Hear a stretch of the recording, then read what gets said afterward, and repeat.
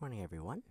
So yesterday we started introducing pH and pOH, helping to get rid of some of these problems of dealing with really big 10 to the negatives. I'm just going to summarize some of the main connections that we learned here. Essentially what we have is any solution will always have H plus and OH minus because water has the ability to self-ionize. We have the connection between these two as our Kw expression. So Kw is equal to the H plus and OH minus. There's always water in solution. If you have one of these numbers, you know the other number. Especially when the H plus was a little bit hard to look at, what we did is we then did pH. pH was the negative log of H plus. We started seeing P anything is negative log of it. It basically undid the exponent for me and it ended up making the number a little bit nicer. Similarly here, pOH would be the negative log of OH. Remember, these two are just rulers. I'm looking at the H, I'm looking at the OH. Depending on where I land on the ruler here, that's going to tell me whether I'm acidic or basic. So we're going to end off with pH and pOH. If I wanted to undo that connection here, I would actually need to take the negative over and then do anti-log to get rid of that logarithm. So it's actually going to be anti-log of negative pH to get back to the H plus, or anti-log of negative pOH to get to OH minus. Most people do remember the anti-log part, but don't forget it's the anti-log of the negative. That was the first part that I put over. And then we had done a small derivation between Kw, H plus, and OH minus, while the connection was actually pKw is equal to pH plus pOH. More often than not, we are going to be at standard temperature. So at 25 degrees, this is 1.0 times 10 to the negative 14. And then at 25 degrees, this one here is 14. But those ones there imply that we are at standard temperature. Pretty much if you come across one of these numbers, if I know the H plus, I can navigate around this box here to get all the other ways of representing it. All right? So I'm going to give you a quick practice of this one here. Let's just do this for warm-up. This was actually a question on your notes from yesterday. I want you to find for me, find the pH of a 0.27 molar strontium hydroxide solution. Right. So first question I want you to practice in case you haven't had a look at it yet. And then one more question just to practice here. I'm going to actually word this in terms of mixture.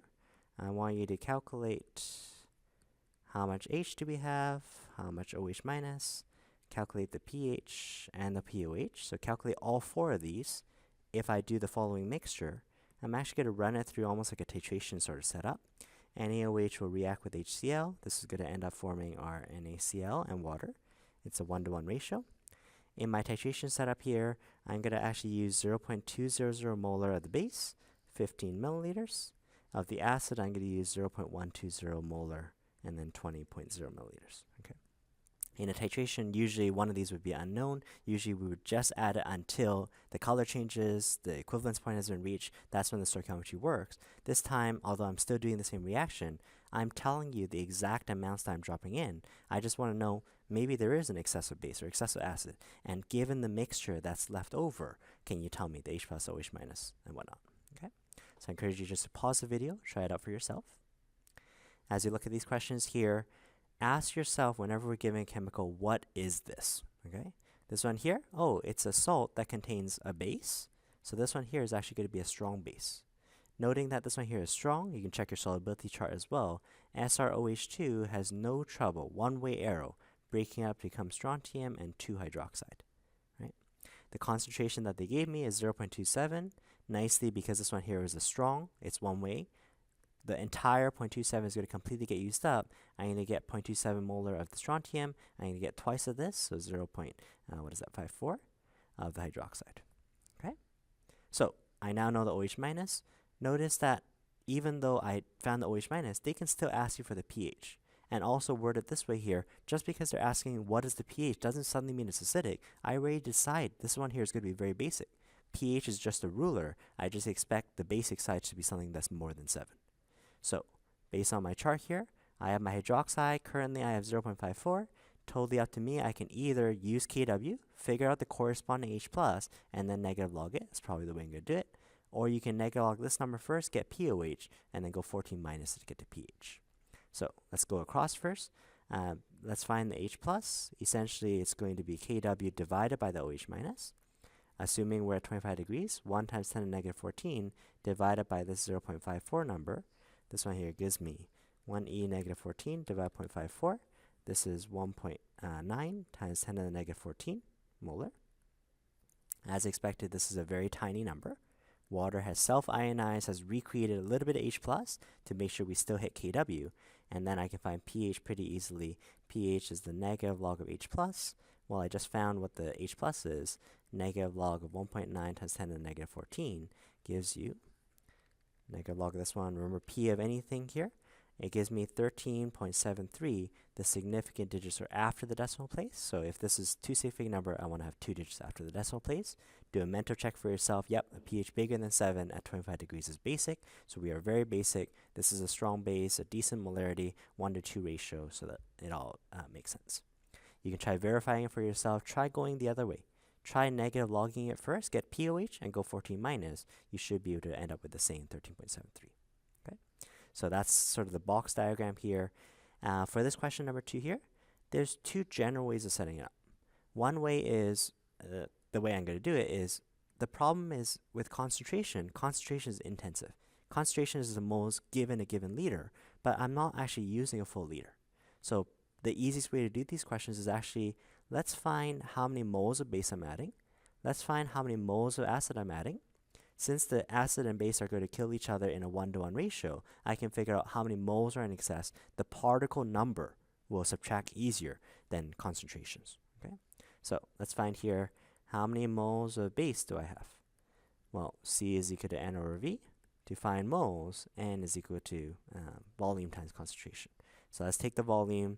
I do need to convert this to liters. So 0.0150 liters times the concentration 0.200 molar. 0.015 times 0.2 gives me 3.00 times 10 to the negative 3. That's now a counting number of how many base particles I have. Let's do exactly the same on the acid side here. Again, if this really were a titration, these two should be equal. Because I just randomly made up these numbers here, the chances are they're not going to be equal. So let's actually calculate what the difference is going to be. The volume now is going to be 0.0200 liters. I'm going to multiply it by 0.120 as a concentration for the HCl. 0.02 times 0.12. This one here gives me 2.40 times 10 to the negative 3. Nobody said these numbers here had to be close. And now we can actually say, well, if the number of base particles that you added was 0.003 and the other one is 0.0024, because they react in a 1:1 ratio, I know I'm going to have excess base. I know I'm going to have extra base. So all I'm going to do here is I'm going to just subtract these two numbers.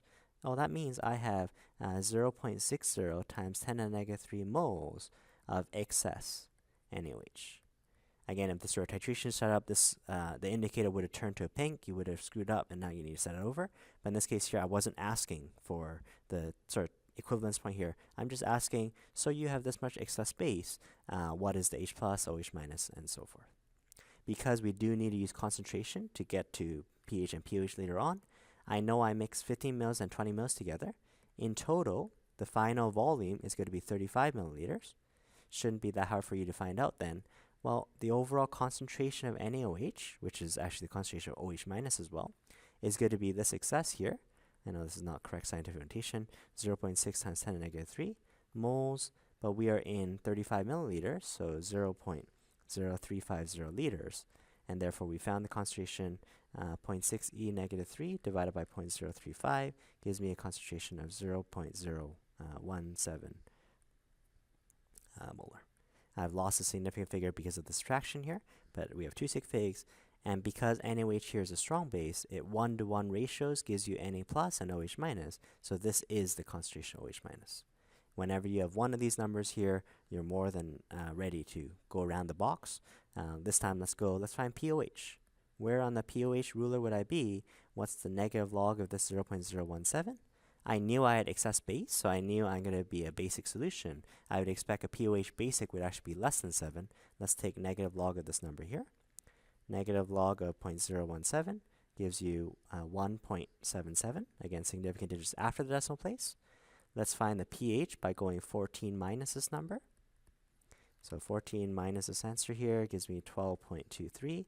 Everything is still consistent. Everything still says I'm basic. And the H plus is the anti-log of negative this number, 12.23. And this one gives me anti-log of negative, don't forget that negative 12.23 gives me 5.8 times 10 to the negative 13. Okay. Right. So all these cases here show you that we're in basic solution here. All four ways of them still tell you it's basic. Less than 7 pOH, bigger than 7 pH. The H plus here is much less than the OH minus. Okay. There is actually a way to do it with sort of subtracting concentrations, but in general I find because concentrations depend on volume, this is usually the way to go. Just be careful every now and then in the equation they may give you a mole ratio, like it's 1 kills 2 particles here. Make sure you factor that in when you try to calculate the excess. It's not always going to be excess space. Let's say I actually had more acid, I would subtract them. Then by dividing the total volume with 35, it would just give you concentration of acid, and then you're ready to go around the box again. Okay. So hopefully that helps flesh out some things from yesterday.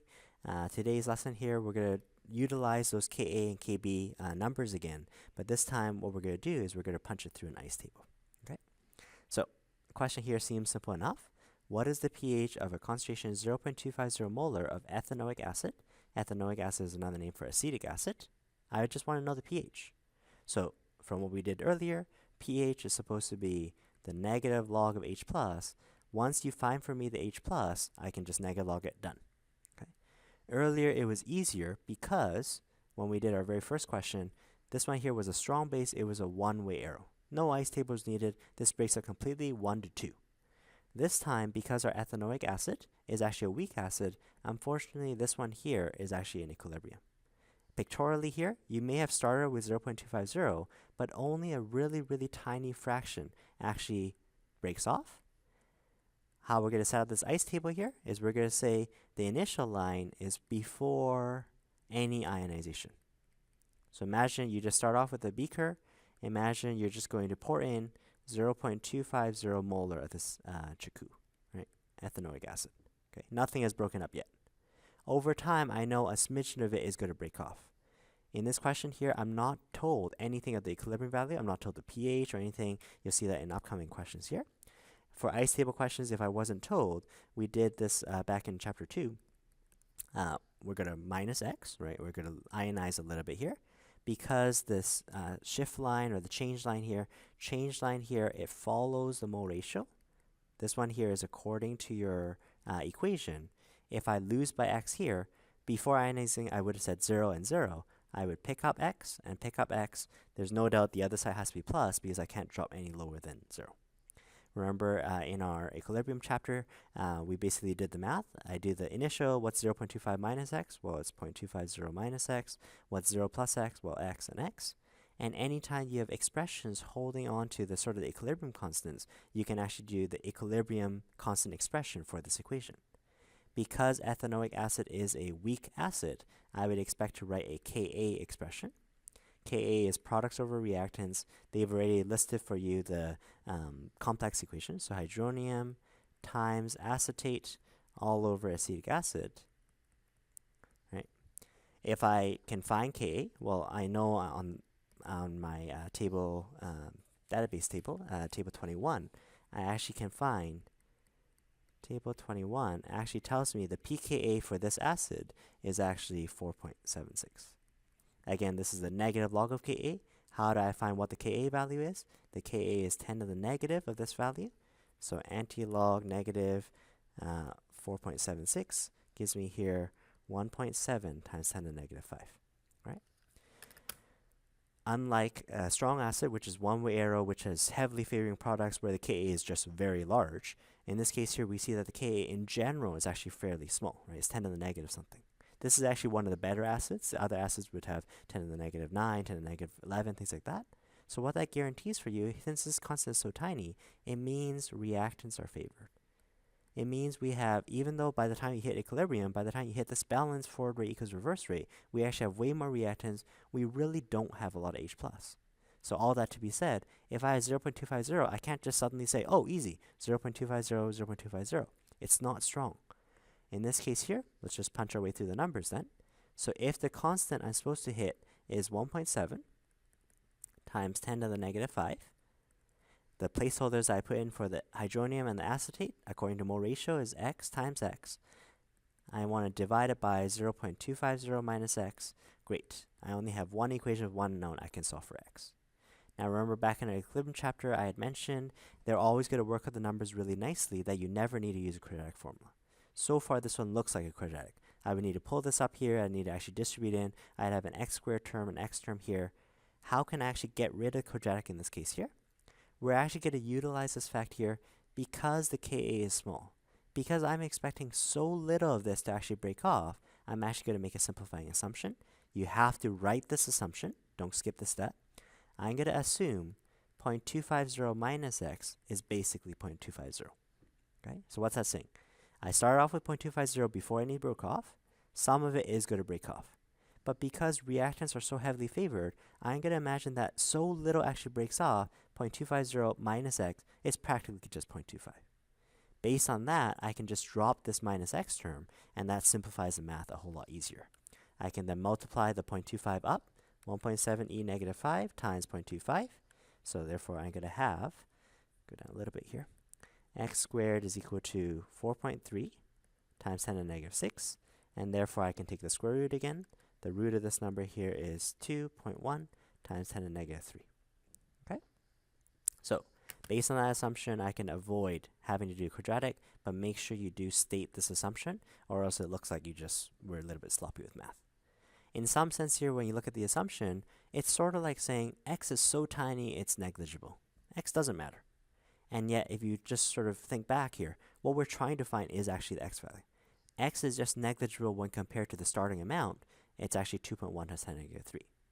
Once you know what x is, go back and reread the question. What were they looking for? They were looking for pH. Great. X was the equilibrium concentration of the H+. This is actually the H+ concentration.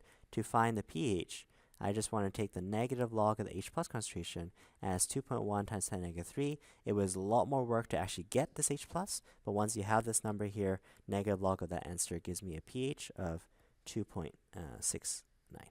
Remember, the significant digits are after the decimal place. Okay? So, there we go. It was a little bit more work because we had identified, because it's weak, it's an equilibrium, I need an ice table, I need to do all this math. But once you know, wait, this one here is the H+, you're welcome to do those conversions that we've been doing, navigate around that box to actually get to the pH, negative log of it. Okay? We can also test whether our assumption is correct or not. Upon the assumption, x ends up being 2.1 times 10 to the negative 3. Let's try. What would I get if I tried to go 0.250 molar? That's my starting amount. What if I change by a minus? I'm going to write it out completely for you. 0.0021. Well, let's just do the math here. 0.25 minus 0.0021. This one here gives me 0.2479. Okay? And if I just round it back, oh yeah, that's pretty close to 0.25. So even if I test my assumption here, it's not that bad. You only assume when you have to. If I actually know something about the shift, don't assume. Just plug it in directly. The assume is just important for us here because it would help us avoid the quadratic. Okay, we're going to see a very similar calculation here in the next problem. Basically, a nice application of what we just did. They're asking question 2, find the pH of something. Just asking you pH doesn't tell you whether it's acid or base. pH is just a ruler. Depending on the number, I could be acidic, I could be basic. What will tell me my final answer is, when you look at a chemical, you ask yourself, what is this? Ammonia here is an acid or base. Well, it's a base. You're actually going to find it's actually a weak base. It doesn't 100% produce hydroxide. That's why we need to do these Ka, Kb calculations. As a base, I'm going to start off, NH3 is supposed to be a proton acceptor. It needs to grab a proton and become NH4+. We don't want to do an ice table on this simple equation because it doesn't really track hydroxide for me really well. What I'm going to do is I'm going to write the complex equation. Hopefully we've gotten enough practice here on the base side. Remember, it's sort of like adding hydroxide to both sides. The complex equation for this base, ammonia in the presence of water becomes ammonium, and it's actually the water that leaves behind the base particle. Both of these equations say essentially the same thing. The advantage of the complex equation is it actually has hydroxide out as its own term. What we're going to do here is, because we knew it was weak, we knew this one is going to be equilibrium. This 0.10 is going to be a starting amount of NH3. I'm going to go ICE down the side here. My initial amount is going to be 0.10. Before anything breaks up, I had all of it as NH3.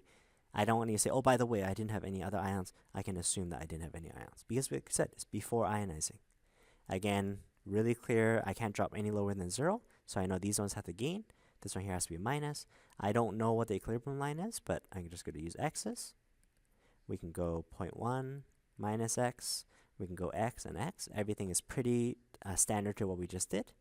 The one difference here is because we had said NH3 was a base, when I do the equilibrium constant, instead of calling it a Ka, this one here is actually going to be a Kb, right? It's the constant for a base equation, base dissociation. So we're going to have products over reactants, NH4 plus times hydroxide all over NH3. Water is always a liquid in these equations, so you can just completely ignore them. It's nice if they give you the Kb in the problem. Unfortunately here, on the table, they only give it to you as pKb, right? That actually is already a little bit easier for you. In thinking about how do we get this Kb number, let me just do it on the side for you. We can actually look on table, let's find out what number this table is. Table number 21, the strengths of organic acids and bases. Table 21, you look for this particular base, which is ammonia. Ammonia is quoted with a pKb of 4.75, right?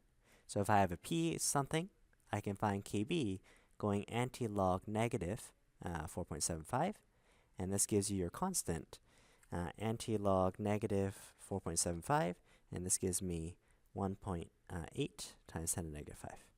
So I needed to use a base constant for a base, and acid constant for earlier for the acid. Okay, so that was a little bit different. This is actually a little bit easier than they would even do it in Chem 12. In Chem 12, they actually don't list pKbs or any Kbs in that fashion. In Chem 12, what they want you to do, they're going to give you NH4 plus in equilibrium with H plus and NH3. This is just for completeness sake here. They only give you Kas. So the acid is on the left-hand side here. How good is this ammonium in actually coming forward? In Chem 12, their data booklet, they give you Ka is 5.6 times 10 to the negative 10. What they expect you to remember, we had derived this earlier, Kw is actually Ka of the conjugate acid. In this case here, Ka of NH4 plus, and remember it was multiplied by Kb of your ammonium. So in this case, if I want ammonia here as a base, I know how good my NH4 plus is coming towards me, coming forwards.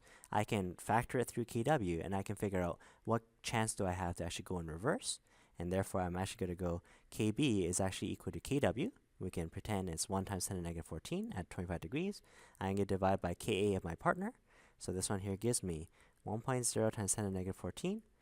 Let's get rid of the Ka of my partner, 5.6 times 10 to the negative 10. And this one should also give me 1e negative 14 divided 5.6 e negative 10. This gives me that same number, 1.8 times 10 to the negative 5. Okay.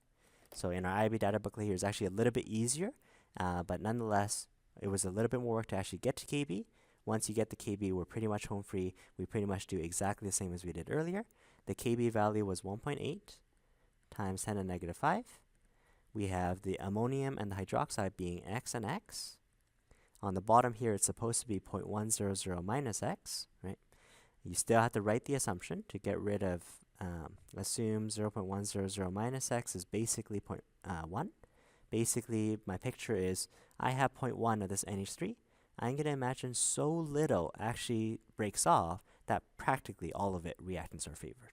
That allows you to drop this minus here. Let me just clean up some of the math here. I'm just going to use some of the space.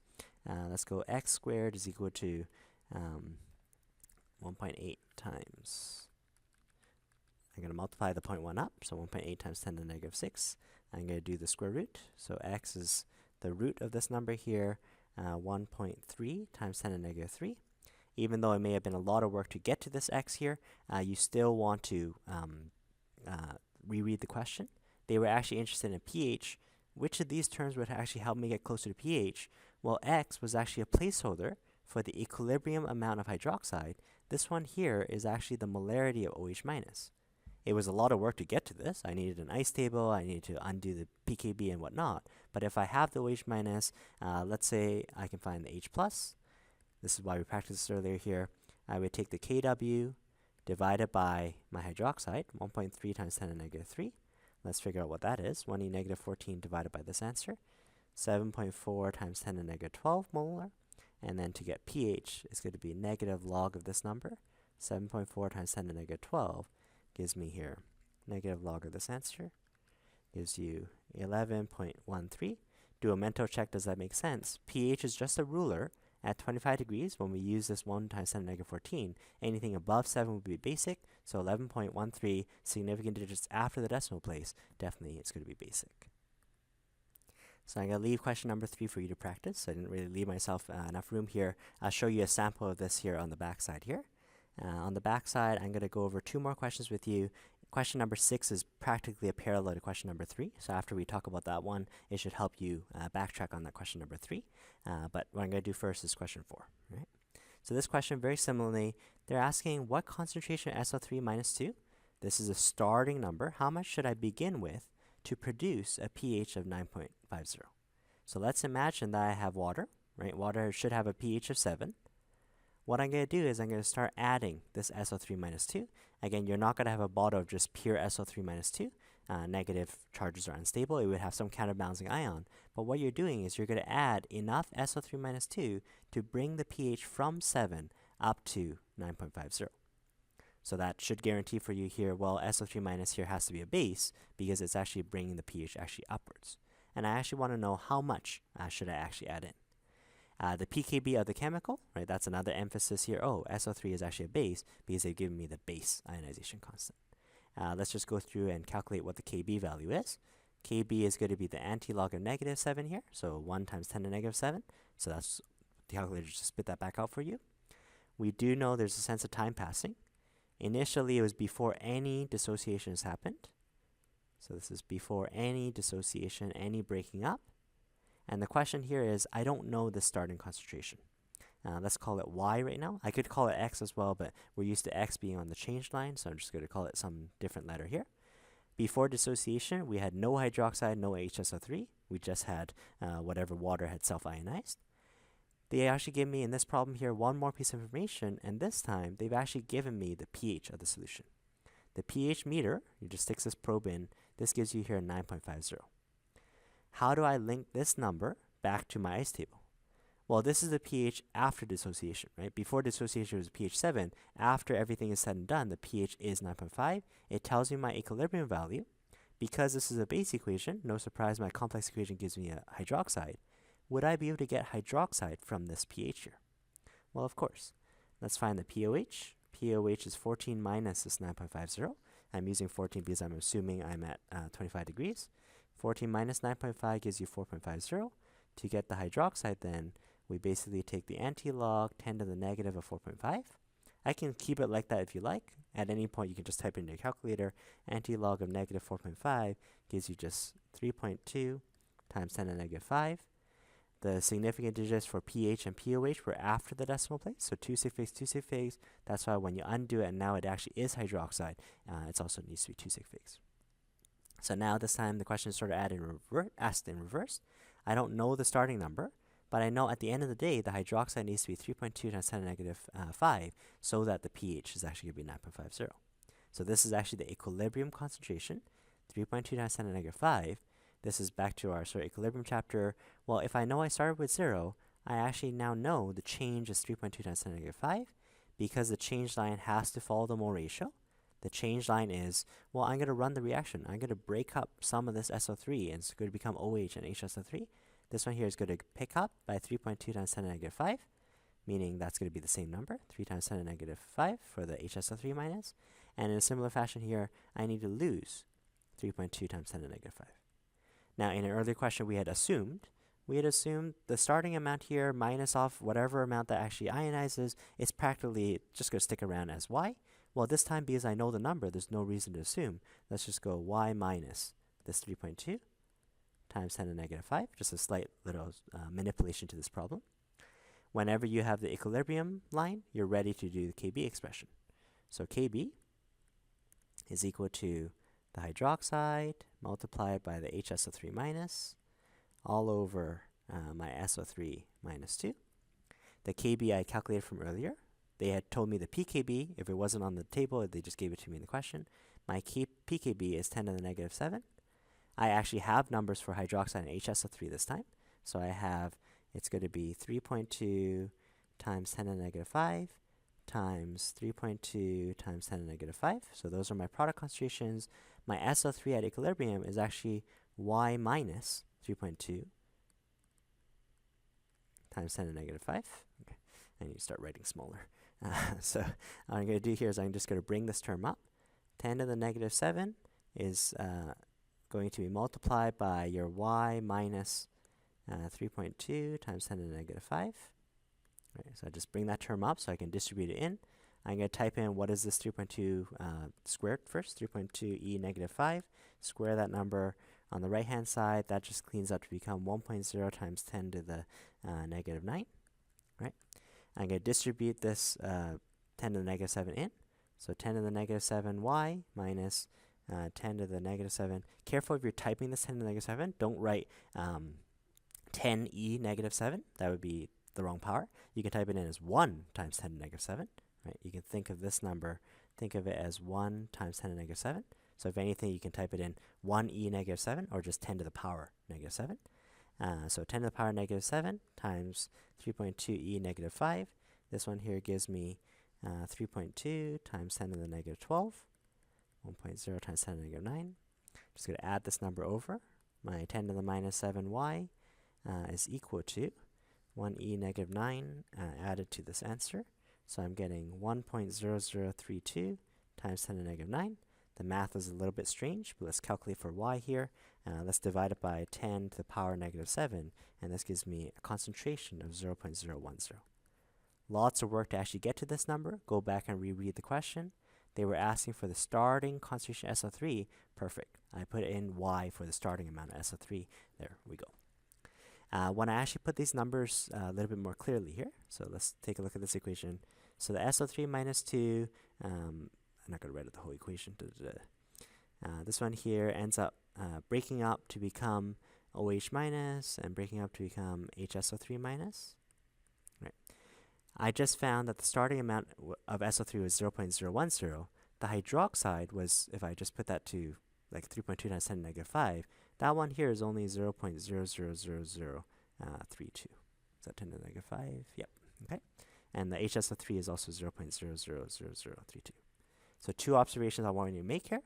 First is I didn't need to assume because I didn't clean up the math at all. I just carried it through exactly. But even if I did the assumption, if I took 0.010 and I tried to minus off something that has so many more decimal places, yeah, practically it is just basically 0.010.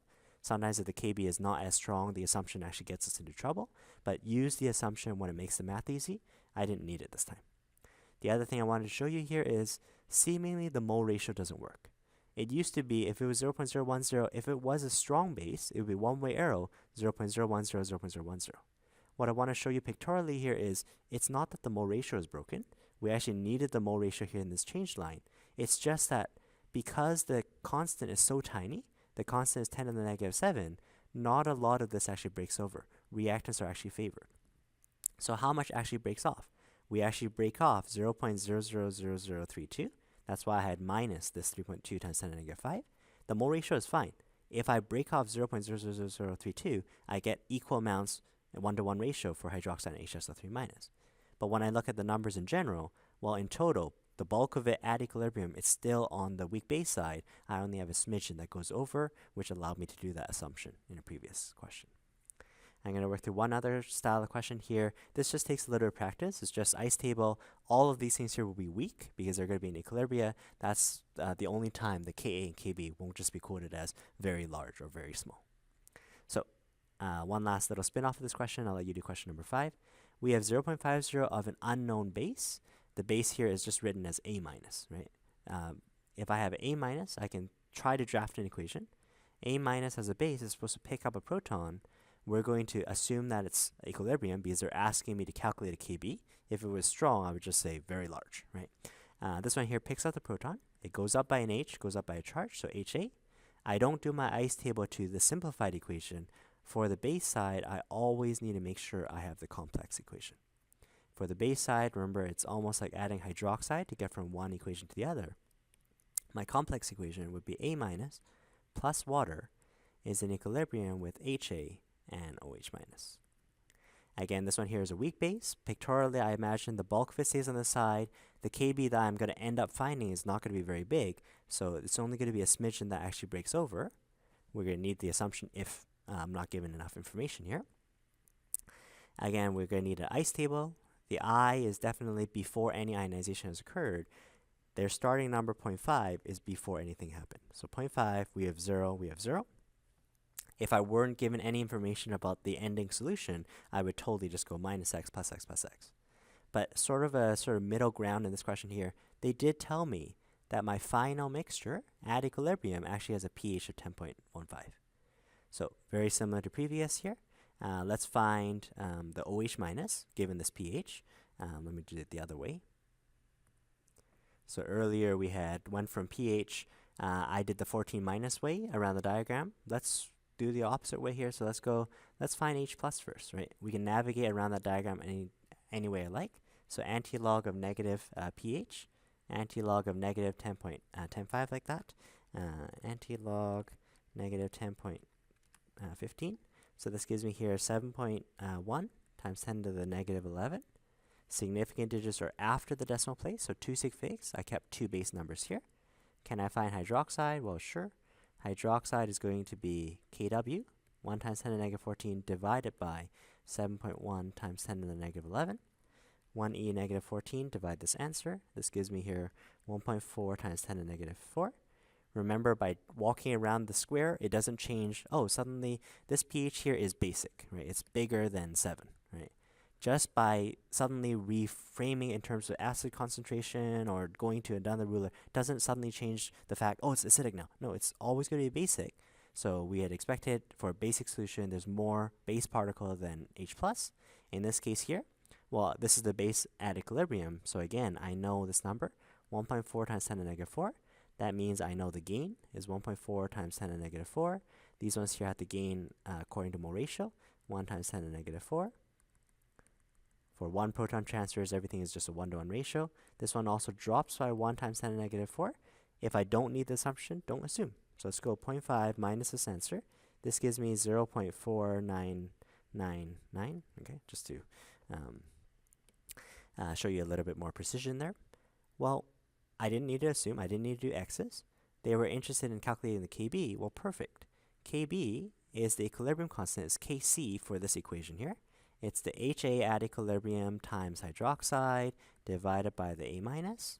I'm just going to pull these equilibrium concentrations over. Finally, I have enough room. So we have 1.4 times 10 to the negative 4 times 1.4 times 10 to the negative 4. By dividing it, it's practically 0.4999 like that. And therefore, 1.4 e negative 4, I'm going to just square that number, divided by 0.4999. This one, give or take, it gives me a Kb of 3.9 times 10 to the negative 8. If I wanted to match it up on the table here, our table gives us pKbs. So they didn't ask you this, but if I wanted pKb, I would take the negative log, p, anything is just negative log of that number. So negative log of this 3.9 e negative 8 number. Negative log of this one. This value here is actually intensive. So this one here is specific to my chemical. If I had something on my table that has a pKb reading of 7.41, I can actually help identify which base it is. Okay. Looking at my table here, I had phenols, alcohols, amines. I don't have anyone that sort of matches up directly. Again, it's not an exhaustive list, but this one here would actually identify the helps identifies the chemical. Still don't have it on my chart, but if I had a more thorough chart here, this might actually tell me what the chemical is. Right? So keep practicing through the questions I skipped over, and there's some practice problems for you down below as well. Thanks, guys.